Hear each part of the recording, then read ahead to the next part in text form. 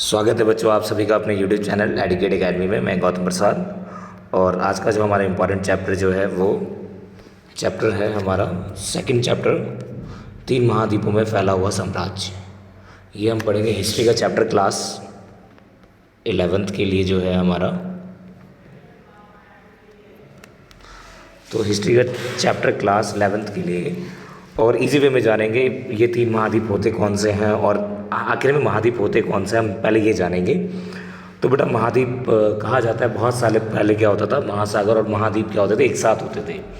इनके अंदर क्या हुई, प्रक्रिया हुई, जिसके कारण क्या हुआ, ये ड्रिफ्ट हो गए, मतलब एक दूसरे से अलग हो गए। तो ऐसे ही हमारे पूरे अर्थ पे कितने महाद्वीप हैं, टोटल 7 महाद्वीप हैं। कितने हैं? 7, जिसे हम कॉन्टिनेंट भी कहते हैं। अब 7 महाद्वीप में जो कि सबसे बड़ा जो ये साम्राज्य है, तो वो साम्राज्य का नाम क्या है? रोमन। क्या नाम है? रोमन। तो रोमन साम्राज्य 3 महाद्वीपों में। तो महाद्वीप और महासागर में भी अंतर होता है। महासागर जहाँ पर क्या रहते हैं, स्तनधारी, मतलब कि मछली वगैरह, और महाद्वीप वह स्थान जहाँ पर कि हम रहते हैं, खेती बाड़ी करते हैं। तो ऐसे ही एक साम्राज्य था जो कि महाद्वीप में रहता था, जिसका नाम क्या था? रोमन। क्या नाम था? रोम साम्राज्य, जो कि 3 महाद्वीपों में फैला हुआ था। कितने महाद्वीपों में? 3 महाद्वीपों में। तो हम बात कर रहे थे 3 महाद्वीपों में जो फैला हुआ था वो हमारा कौन सा था? रोमन साम्राज्य। अब रोमन साम्राज्य बेटा हम बात करते हैं, ये 3 महाद्वीपों में फैला हुआ था। कौन कौन से? एक तो सबसे बड़ा महाद्वीप वो हमारा कौन सा है? एशिया। कहाँ था हमारा? एशिया, सबसे बड़ा महाद्वीप। दूसरा हमारा क्या है? यूरोप। क्या था बेटा? यूरोप। और तीसरा हमारा क्या था? अफ्रीका। ठीक है बेटा। तो अफ्रीका का भी कुछ पार्ट था, पूरा पार्ट नहीं बोलेंगे, उत्तरी अफ्रीका था, पश्चिमी एशिया थी, लेकिन यूरोप क्या था? पूरा था। इन 3 महाद्वीपों में ही क्या था हमारा जो था रोमन साम्राज्य फैला हुआ था। तो कहा जाता है जो ये रोमन साम्राज्य बहुत बड़ा साम्राज्य था। और ये जो हमारे जो इंसिडेंट्स जो हम पढ़ रहे हैं वो कब का पढ़ रहे हैं? हम BC का पढ़ रहे हैं। तो BC हमारा क्या होता है? बिफोर क्राइस्ट, जिसका मतलब क्या होता है? जीसस के बर्थ से पहले के समय को हम क्या कहते हैं?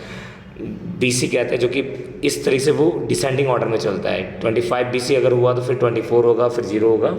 इस तरीके से जो अभी का टाइम पीरियड हमारा क्या है? AD, एनो डोमिनी, जिसमें हम क्या होता है 1, 2, फिर उसके बाद जस्ट 2003, ये हमारा क्या होता है? Ascending order. ये जीसस के बर्थ से पहले हमारा क्या होता है? BC होता है, मतलब बिफोर क्राइस्ट।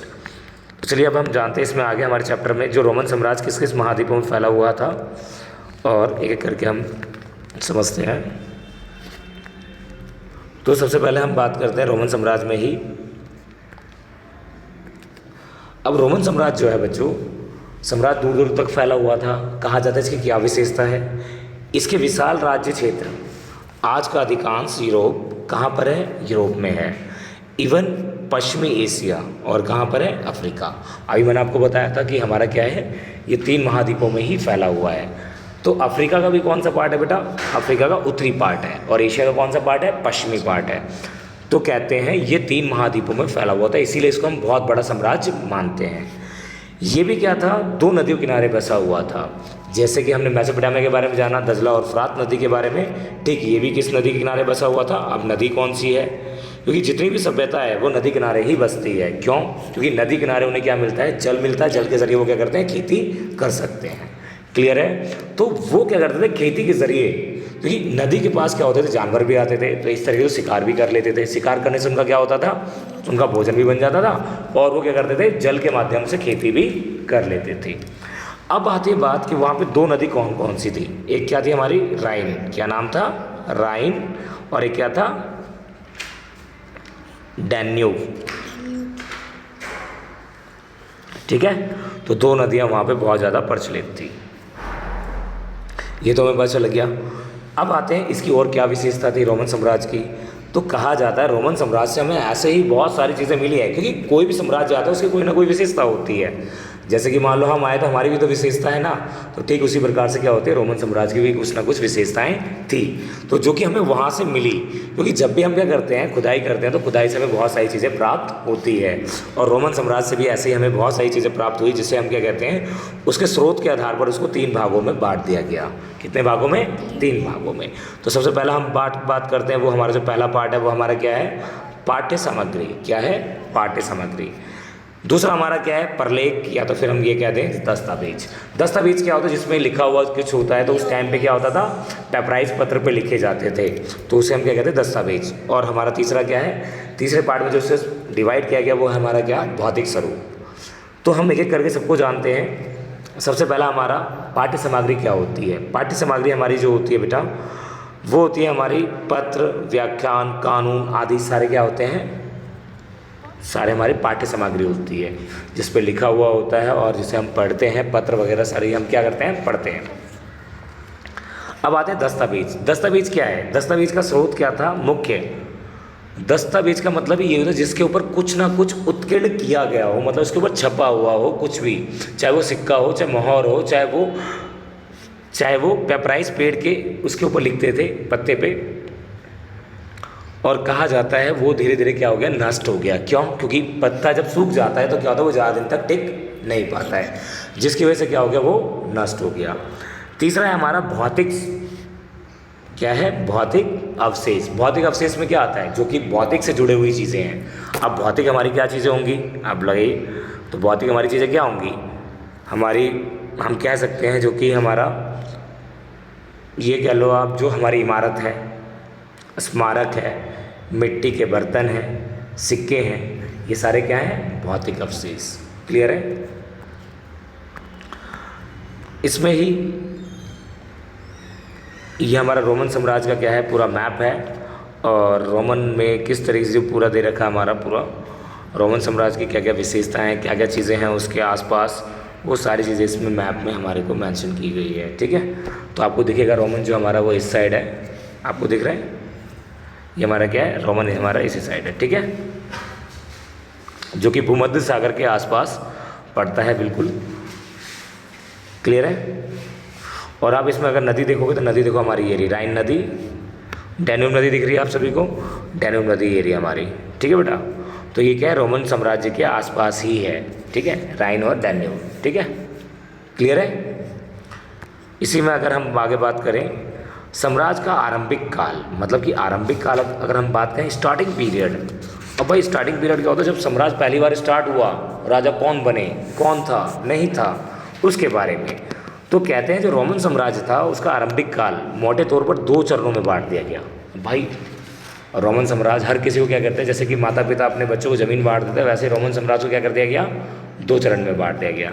इसके माता पिता नहीं थे, लेकिन इसने क्या किया, 2 चरण में बांट दिए। कौन से, पूर्ववर्ती और एक क्या बेटा, परवर्ती। क्लियर है।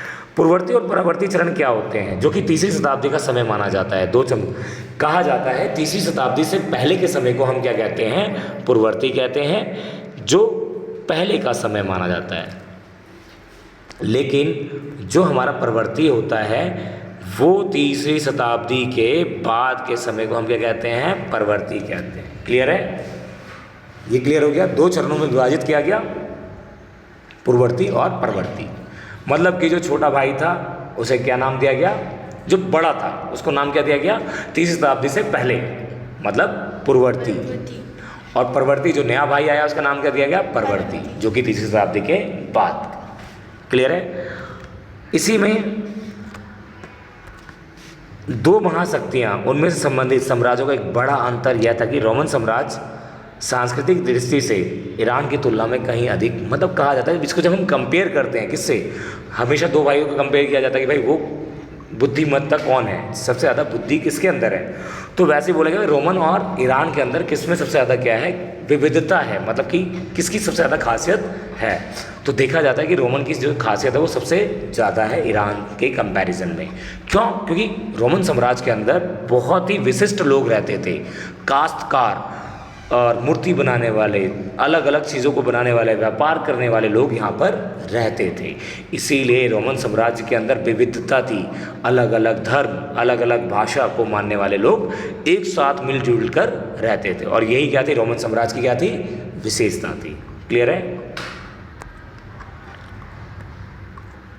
अब आते हैं, हम इसमें बात करेंगे, भाई हमने जान तो लिया रोमन साम्राज्य है, विविधता है, समाज है, 2 चरणों में बांट दिया गया है। अब हमें ये भी तो जानना जरूरी है कि भाई साम्राज्य को चलाने के लिए किसकी ज़रूरत पड़ेगी, भाई कोई राजा तो होना चाहिए। और उसी राजा का नाम क्या था भाई, ऑगस्टस नाम था। क्या नाम था, ऑगस्टस। जो कि 27 ईसा पूर्व में राज्य में स्थापित किए गए, जिन्हें हम क्या कहते हैं, प्रिंसेप्ट। आप राजा कहिए, किंग कहिए, चाहे प्रिंसिप्ट कहिए, चाहे मोनार्ची कहिए, तो ये सारे क्या थे, वही थे।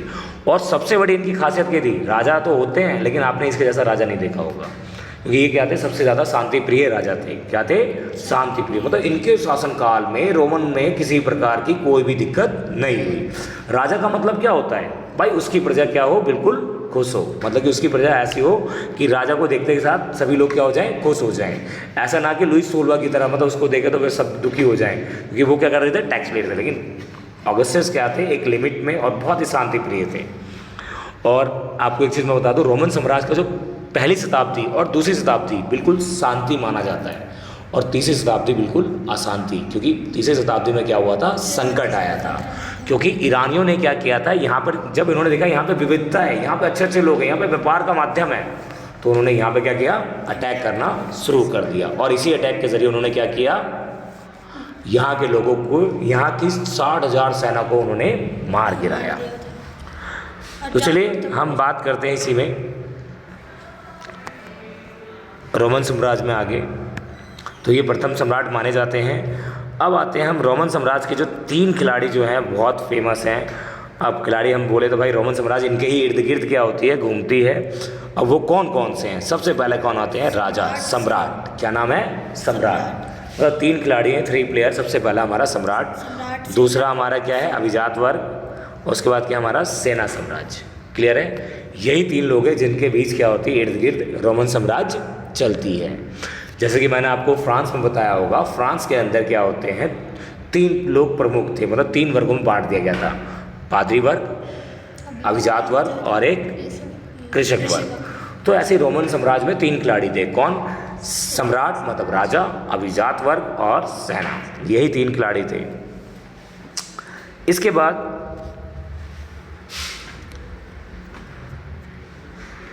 कहा जाता है, मैंने आपको बताया था पहली 2 शताब्दी में किसी प्रकार का युद्ध नहीं हुआ, इसीलिए उसको शांति प्रिय भी कहा जाता है। और कहते हैं इसी समय एक दूसरे राजा आए जिनका नाम क्या था, जो रोमन साम्राज्य के राजा बने, जिनका नाम था टिबेरियस। क्या नाम था बेटा, टिबेरियस। पहले सम्राट कौन थे, अगस्टस, और दूसरे कौन बने, टिबेरियस। और टिबेरियस कब से कब तक रहे, 37 ईसा पूर्व से लेकर 14 ईसा पूर्व में। सम्राटों की लंबी कतारों में से दूसरा स्थान प्रिंसेप्ट इन्हीं का था। किनका, और कहा जाता है ऑगस्टस का अपना पुत्र नहीं, मतलब इस टिबेरियस को कई लोगों ने क्या बोला, भाई ये क्या है, ऑगस्टस के क्या हैं, बेटे हैं। लेकिन भाई वाक्य में जब छानबीन की गई, तुम्हें पता है डीएनए चेक ऐसा ही होता है जो कि तुरंत बता देगा भाई कि कौन किसका बेटा है, कौन किसकी माँ है। ठीक है, तो भाई उन्होंने डीएनए निकाला और सीधा पता चल गया कि भाई कौन किसका है।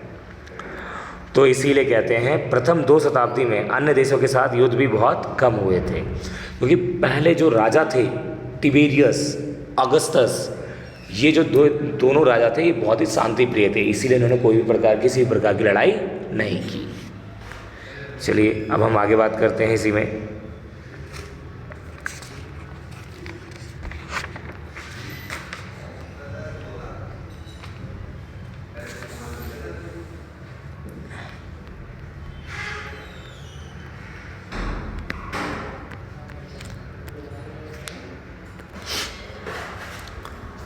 अब तीसरी शताब्दी का संकट, जो कि हमारा अभी तक हमने ये बात बोली थी भाई, ये जो पहला और दूसरा जो शासन था, शताब्दी था, वो क्या था, बहुत ही शांति प्रिय था। लेकिन भाई इस शांति पे क्या हो गई, नज़र लग गई। अब नज़र किसकी लगी, किसकी लगी थी,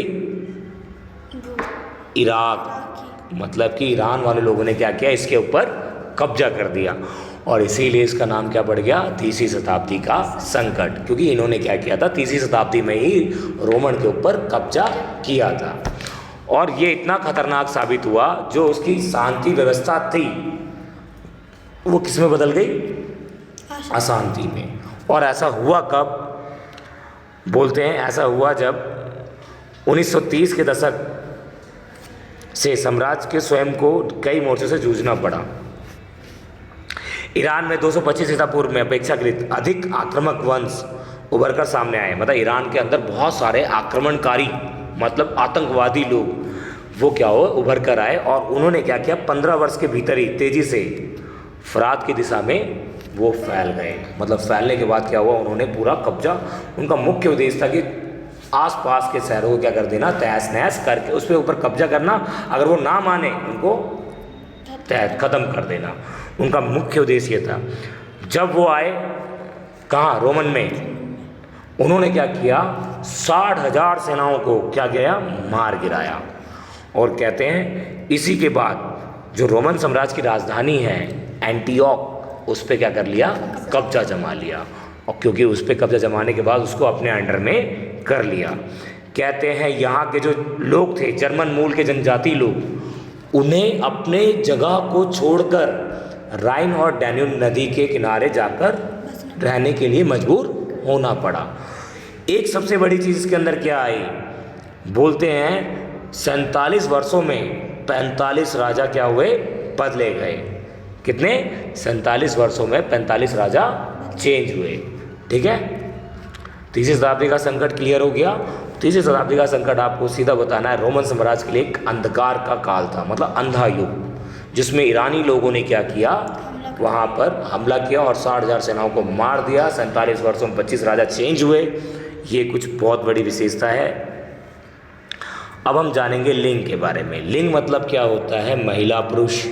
साक्षरता मतलब पढ़े लिखे। संस्कृति मतलब वो किस तरीके का खान पान पहनावा ओढ़ावा होता था। अब हम बात करते हैं जो रोमन साम्राज्य थे भाई, वो कौन सी फैमिली थी वहाँ पर, न्यूक्लियर फैमिली। न्यूक्लियर क्या होता है, माता पिता और बच्चे, हम दो हमारे दो। तो ऐसी फैमिली का वहाँ पे प्रचलन बहुत ज़्यादा था। कहाँ पे, रोमन साम्राज्य में। एकल परिवार बोलते हैं। वहाँ का जो बड़ा बच्चा होता था वो भाई अपने माँ बाप के साथ, क्योंकि वो बोलता है मैं इतना बड़ा होशियार हो गया, मैं तो आपके साथ, मैं अपना देख लूँगा, आप अपना देख लो। वैसे भाई बहुत कम साझे परिवार में, मतलब कि बोलते बड़ा भाई, वो मोस्टली एक आदि मिल गया, लेकिन बड़ा भाई वो बड़ा होने के कारण उसकी बुद्धि भी बड़ी हो जाती है, तो वो सोचने लगे मैं बहुत बड़ा हूँ। और बोलते हैं रोमन वासियों के लिए परिवार की यह अवधारणा थी कि वहाँ पर विवाह का रूप ऐसा था कि पत्नी अपने पति को संपत्ति हस्तांतरित नहीं करती थी। मतलब पत्नी अपने पति को अपनी संपत्ति हस्तांतरित नहीं किया करती थी। मतलब पत्नी की कोई संपत्ति है वो पति को नहीं देती थी। क्यों भाई, क्योंकि जब पति नहीं देता तो पत्नी क्यों देगी भाई, जाहिर सी बात है। वो बोलती मेरे बाप ने मुझे दिया है तो मैं तुझे हरगिज़ नहीं दूंगी, क्योंकि ये तेरे बाप का नहीं है। जो तेरे बाप का है वो तेरा ही है, और जो मेरे बाप का है वो मेरा ही है। ऐसा था। कहते हैं दहेज प्रथा उस समय से ही चलती हुई आई है। कहाँ से, रोमन साम्राज्य के अंदर से। अब कहते हैं महिला का अधिकार किस पे होता था, उसको मिले हुए विवाह में उसके भाई से, उसके पिता से, उसकी माता से, उसके परिवार से जो भी चीज़ें उसे मिली है वो सारे क्या हैं, उस पर उसका अधिकार होता था। मोस्टली अगर मैं आपको बता दूं, जो वहाँ पर जो पुरुषों का विवाह होता था वो 28 से 29, 30, 32 वर्षों में होता था, और स्त्रियों का विवाह कितने सालों में होता था, 16 से 18 और 22-23 में होता था। तो कहते हैं वहाँ भी कुछ लोग ऐसे थे जो कि छोटी उम्र में भी विवाह करवाते थे, लेकिन उस टाइम पे कोई नियम कानून था नहीं। राजा, तुम्हें पता ही, राजा तो भाई राजा होता है, जिसे अगर पसंद आ गया, चाहे वो 14 साल का भी क्यों ना हो, चाहे वो 18 साल का भी क्यों ना हो। अब ये तो हमने जान लिया है भैया, वहाँ पे परिवार कैसा था, एकल परिवार था। बड़े बच्चे अपने माँ बाप के साथ, क्योंकि वो अपने आप को बहुत बड़ा समझता था, लेकिन बुद्धि उसकी वैसी ही थी। इसीलिए विवाह के भी बहुत सारे नियम थे। विवाह को माता पिता दोनों पक्ष मिलजुल कर एक दूसरे के साथ बैठकर बातें होती थी। अब हम बात करते हैं, चलो भाई हमने तो जान लिया विवाह, तो हमने बहुत अच्छा टॉपिक लगा हमें, लेकिन अब हम जानते हैं साक्षरता के बारे में। क्या भाई विवाह के खाली उनका कारण लिंग लोगों जो थे, स्त्री पुरुष, जो खाली उनका विवाह ही का मेन मुद्दा था, एकल परिवार का मुद्दा था क्या? अब परिवार है तो साक्षरता दर थी या नहीं थी, पढ़े लिखे था नहीं थे।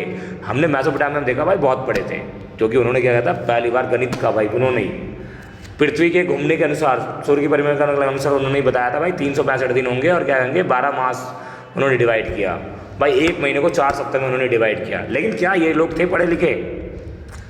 बोलते हैं ये उतने ज़्यादा तो नहीं थे, लेकिन क्या थे, काम चलाऊ थे। मतलब चल जाएगा, पढ़े लिखे नहीं है लेकिन व्हाट्सअप चला लेंगे, ऐसे लोग बोल के, उसमें बोलने वाला भी आता है ना, तो वैसे उस टाइम पे लोग बस काम चलाऊ लोग थे। बोलते हैं भिन्न भिन्न भागों में अलग अलग थी। बोलते पेपराइज, पेपराइज मुख्य गलियों की दीवारों पर अंकित विज्ञापन। इसके विपरीत मिस्र में आज भी सैकड़ों पेपराइज बचे हुए हैं। पेपराइज वही वो जो सरकंडे का पौधा था जिसके ऊपर लिखा जाता था, और कहाँ पाया जाता? नील नदी किनारे उगता था वो पौधा। क्लियर है? चलिए अब हम आगे जानते हैं। थोड़ा सा रोमन साम्राज्य की कुछ विशेष कलाकृतियाँ हैं जो कि आपके समक्ष। चलिए हम आप जानते हैं भाई रोमन साम्राज्य के बारे में हमने जान लिया भाई, परिवार तो जान लिया हमने, और भी चीज़ हमने जान ली, हमने साक्षरता दर जान लिया। अब हम जानेंगे उसके आर्थिक विस्तार के बारे में। किसके बारे में? आर्थिक। आर्थिक मतलब क्या होता है भाई? पैसा वैसा था या नहीं था, या ऐसे ही फकीर थे? तो भाई वो जानेंगे। आखिर उनकी जीविका कैसे चलती थी भाई? एकल परिवार, 2 बच्चे, 2 माता पिता, कैसे चलते होंगे? बोलते साम्राज्य में बंदरगाह। बंदरगाह मतलब क्या होता है? समुद्र किनारे जो एरिया होता है जहाँ पर बड़े बड़े जहाज आकर क्या होते हैं? रुकते हैं। तो भाई उसे हम क्या कहते हैं? बंदरगाह कहते हैं, जिसमें बहुत सारा सामान आता है। बोला जाता है वहाँ पर रोमन साम्राज्य में बंदरगाहों, खानों, खदानों, ईंट के भट्टे, जैतून के तेल सबसे ज़्यादा फेमस है व्यापार में। जैतून का तेल और क्या कहते हैं? शराब। ठीक है, अंगूर की शराब सबसे ज़्यादा फेमस थी। आधी संख्या में अधिक था, जिससे कि उसका आर्थिक आधारभूत ढांचा काफ़ी मजबूत था। मतलब बोलते हैं ऐसा बिजनेस उनके पास था जो कि बिल्कुल सॉलिड था। और कहते हैं अंगूर, गेहूं, शराब और जैतून का तेल मुख्य व्यापार मंदे थी, जिसका अधिक मात्रा में उपयोग होता था। लेकिन कहते हैं जितनी भी लिक्विड चीज़ें हैं वो उसको किस में ले जाते थे?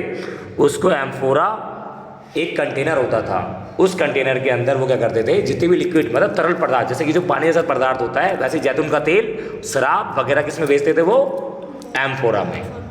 ठीक है, तो बोलते हैं तेल, शराब, जैतून का तेल, अन्य तरल पदार्थ ऐसे ढुलाई मटकों कंटेनरों में किया, जिसे हम क्या कहते हैं? एम्फोरा कहते थे। इन मटकों के टूटे हुए टुकड़े बहुत संख्या में हमें देखने को मिलते हैं, जो कि आप इस पिक्चर में भी देख सकते हो। That is the amphora. It look like present time cylinder. ऐसे लगता है ना? कुछ तो लग रहा है ना? तो लिक्विड चीज़ों को ऐसे लेके, क्योंकि भाई दूर तक ले जाना है, कहीं वो लिक्विड गिर ना जाए। गिर गया तो भाई लॉस हो गया भाई, इतनी दूर तुम व्यापार करने आए और तुम्हारा माल गिर गया। तो इसीलिए उसको कंटेनर में रखा जाता था। चलिए अब हम आगे बात करते हैं इसी में।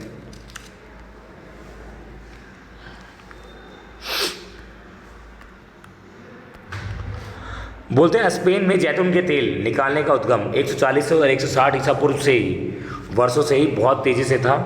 कहा जाता है जैतून का तेल मुख्य रूप से ऐसे कंटेनरों में लाया जाता था जिन्हें ड्रेजल 20 भी कहते हैं। और इसका नाम कैसे पड़ा? ड्रेजल 20 क्यों पड़ा? क्योंकि वहाँ के एक बहुत बड़े पुरातात्विद मतलब जो कि छानबीन करते हैं ना, उनका नाम क्या था? हेनरिक ड्रेजल। क्या नाम था उनका? हेनरिक ड्रेजल। जब हेनरिक ड्रेजल जब उन्होंने खुदाई की, जब उन्हें क्या पता चला भाई ये क्या है, ये इसके अंदर क्या होता था भाई? लिक्विड चीज़ें आदान प्रदान की जाती थी, इसीलिए हम इसको क्या कह देंगे अब? ड्रेजल 20 कहते हैं। क्लियर है? कोई डाउट? आगे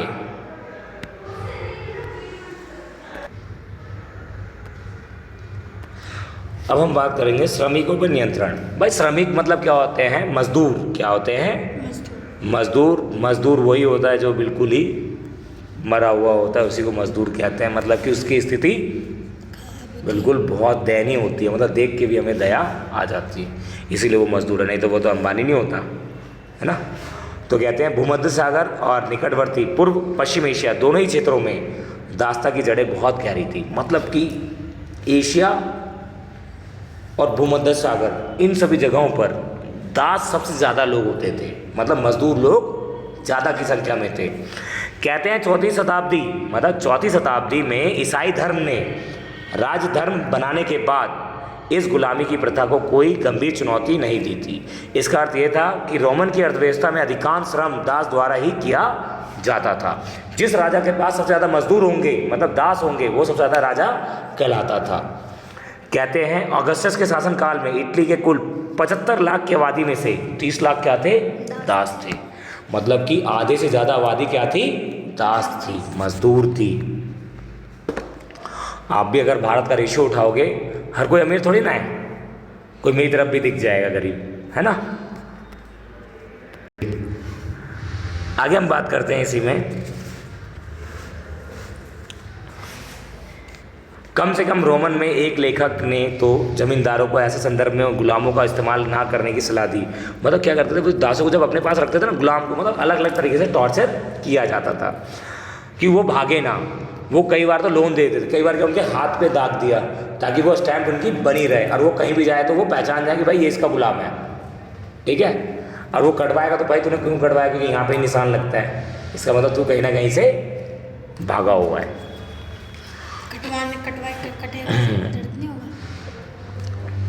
फसल की कटाई के लिए उनकी बहुत बड़ी संख्या में आवश्यक, दास को पता है क्यों खरीदा था भाई, काम करवाने के लिए, सेना के रूप में काम करवाने। कौन करेगा, मजदूरी तो करेंगे, इसलिए खरीदा। तो बोला गया था उनके स्वास्थ्य, मलेरिया बीमारियों को नुकसान पहुंच सकता है। मतलब जब वो काम करेंगे भाई बहुत सारी बीमारी होगी। अब तुम बीमार, अब क्या करते, राजा लोग क्या करते, बीमार हो गया, मरने दो, खत्म करो कहानी।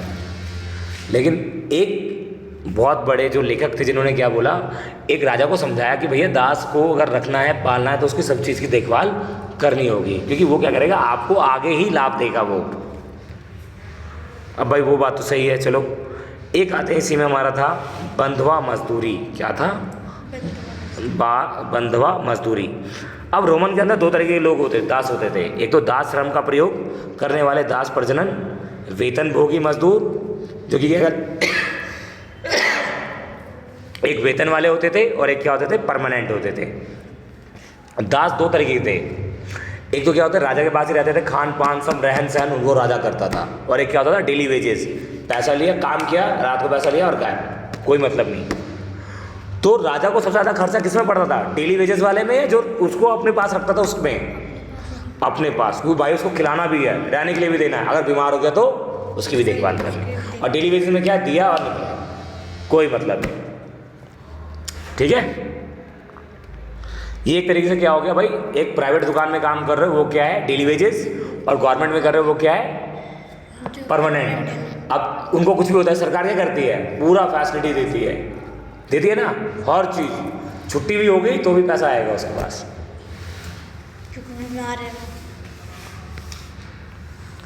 तो ऐसे ही हुआ हमारे रोमन साम्राज्य में। अब दासों पर कहा जाता है, दासों को देखो किस तरह से ये पिक्चर में दिखाया गया, हमारा दासों को किस तरीके से कंट्रोल किया जाता था। उनको दाग कर, उनको जब वर्दी होती थी वो उनको बाहर अगर जाते थे तो वो बाहर भेजा जाता था, लेकिन बाहर भेजने के लिए उनको ड्रेसिंग अगर ली जाती थी उतार ली जाती थी। दास समूह प्रयोग में कहकर निंदा की गई और कहा जाता है दासों के साथ क्रूरता जैसा व्यवहार किया जाता था। क्रूरता मतलब क्या होता है, बिल्कुल ही टॉर्चर करके उससे काम करवाया जाता था। क्लियर है, क्लियर है। अगला हमारा है सामाजिक श्रेणियां। क्या है,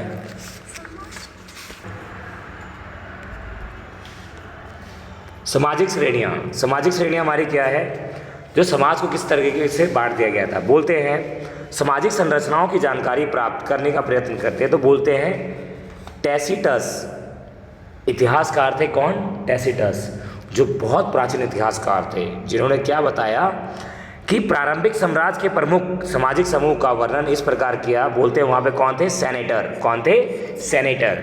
अब सेनेटर कौन होते हैं, जो कि पैट्रिस शब्द मतलब अर्थ होता है पिता, क्या कहते हैं। और यहाँ पे और कौन थे सेनेटर के अलावा, अश्वरोही, जो वर्ग जो कि प्रमुख सदस्य था, जनता का समानहीन वर्ग, जिनका संबंध महान घरानों से था। मतलब अश्वरोही भाई घोड़े तो वही चलाएगा जो भाई बड़े घरानों से हो। और फूहड़ निम्नतर वर्ग, मतलब तीन लोग थे, सेनेटर, अश्वारोही और एक निम्नतर फूहड़। कौन थे, फूहड़, जो कि सबसे नीचे पायदान पर आते थे। अब बात आती है जो 3वीं शताब्दी के प्रारंभिक में सेनेट की सदस्य संख्या कितनी थी, 1000 थी। कितनी थी, 1000। कुल सेनेटरों के लगभग आधे सेनेटर अभी भी इतावली परिवारों से के थे। मतलब सेनेटर किस परिवार से बिलोंग करते थे, इतावली फैमिली से। याद रखना, पूछता है हमसे 1 नंबर में, जो सेनेटर्स थे वो किस फैमिली से बिलोंग करते थे, सेनेटर्स इतावली फैमिली से बिलोंग करते थे।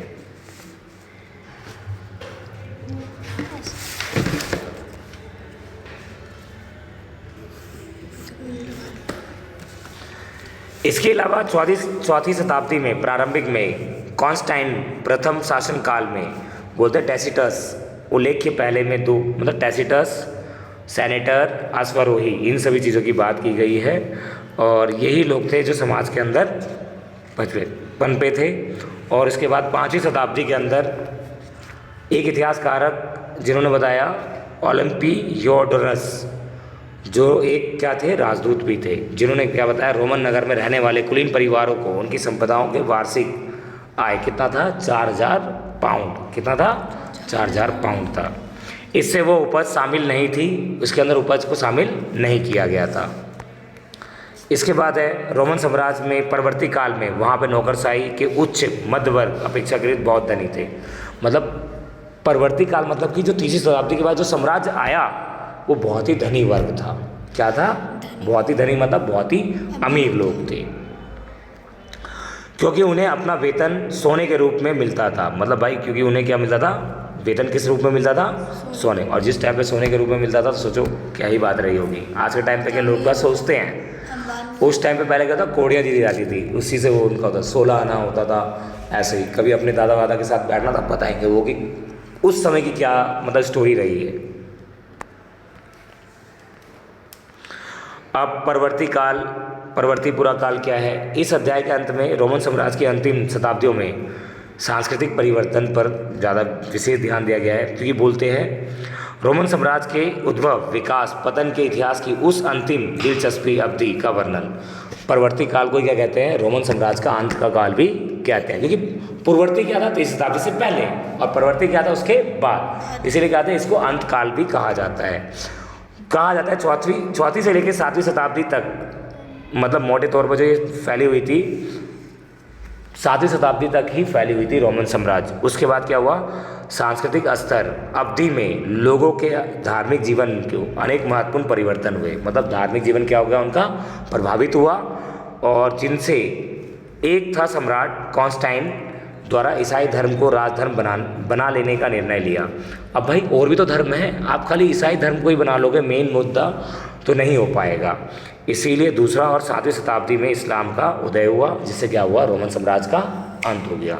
क्योंकि इराक लोगों ने इस पर हमला किया था, और इराक लोग कौन थे? इस्लामिक कंट्री थी। उन्होंने जैसे इस पर हमला किया, और रोमन क्या था? ईसाई था। तो जब इस्लाम ने क्या किया? ईसाइयों पर आक्रमण किया, और ये क्या हो गया? बहुत बड़ा विवाद बन गया, जिसके कारण क्या हो गया? पूरा रोमन साम्राज्य तहस नहस हो गया। और उसके बाद ये चैप्टर हमारा यही है हमारा लास्ट पिक्चर, ठीक है। तो रोमन साम्राज्य के बारे में अगर आपके पास ये आपको वो मिला है क्या कहते हैं, चलिए ठीक है। यदि ये वीडियो पसंद आती है तो लाइक शेयर कमेंट जरूर करें। Thank you so much.